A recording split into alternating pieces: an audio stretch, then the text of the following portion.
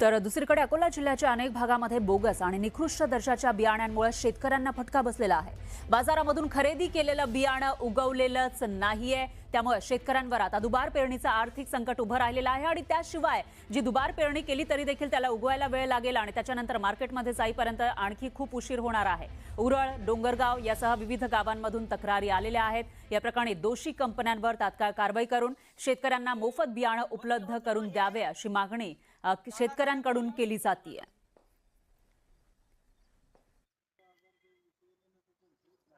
आम्ही जवळपास 100 ते 150 बॅगा आमच्या गावामध्ये मालविका विघर कंपनीचा मालविका हे सोयाबीन पेरलं, पण अक्षरशः काहीच निघालं नाही। एकच दुकड झाड आहे। आता आमची शासनाला एवढीच मागणी आहे की बा लवकरात लवकर याची काहीतरी पंचनामे करून शेतकऱ्यांना लवकरात लवकर नुकसान भरपाई मिळावी।